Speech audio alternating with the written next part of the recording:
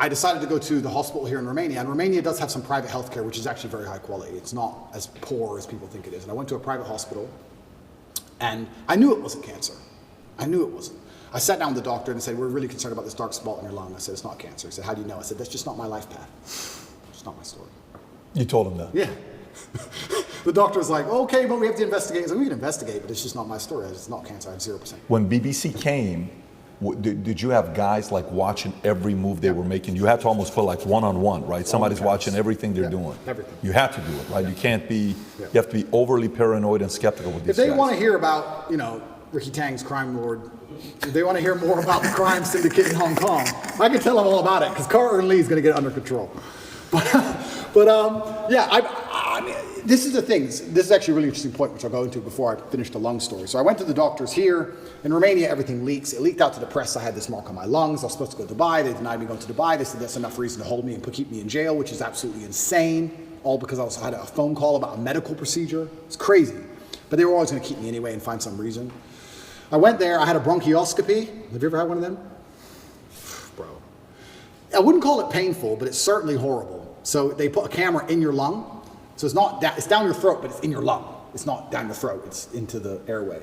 So you're trying to vomit and you're trying to cough, and you can barely do either, and they're moving this camera around inside. It's extremely unpleasant. Even it sucks. I had it 3 years ago in Dallas for the whole allergy thing. Did you have a bronchioscopy? Yeah, they had to knock you out. It's terrible. Yeah. You've had the same procedure. Were you awake or asleep? No, they gave me anesthesia, so I was asleep. Oh, bro, here. What were you? I was awake, wide awake. Yeah. Oh, I was wide awake. Sounds exciting. Yeah.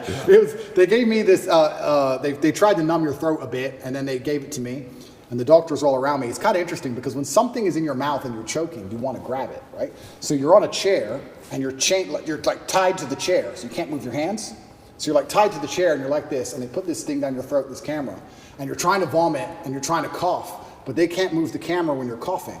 So even the armed guard who took me, the police officer, the guy, he was in the corner of the room, and even he was, I could see on his face, he was like, fucking hell. And I don't even want to reenact it because it's probably so horrible to look at, but you're just, like you're trying to vomit, you're trying to cough, you're like, your face is bright red, you can't breathe, and they're like, stop coughing, stop coughing, stop coughing, and you have to try and stop coughing for like 2 seconds so they can adjust the camera a bit.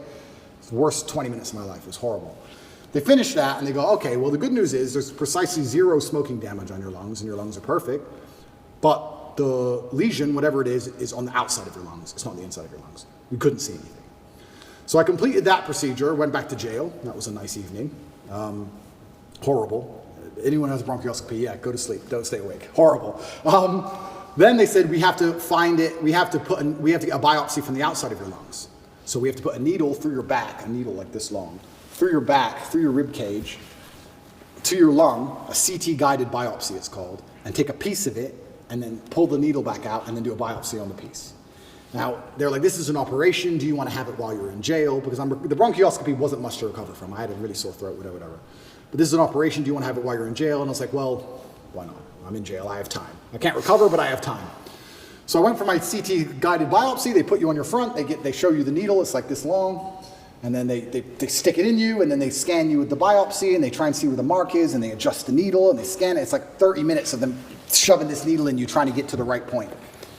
And eventually they did the biopsy, and they said, yeah, it's benign, some lesion I might have had from when I had pneumonia when I was a kid or something. It's benign. And as I told you, I knew that cancer wasn't my life path. I knew it wasn't. But obviously rumors spread like wildfire. Wildfire. Everybody in the States. Especially because I smoke all the time. Right. But it was actually very refreshing to hear I have 0 smoking damage on my lungs. 0. I was like, there's 0? I mean, I'll accept a little bit. I'll take a little bit. But I think it's because I train every single day. I work out every single day. I train hard every single day. And I think, you know, you burn it off. A couple cigars here and there are not a big deal. It's not cigarettes. I think cigars are better than cigarettes. I also believe nicotine is a super drug, so I'm not going to stop.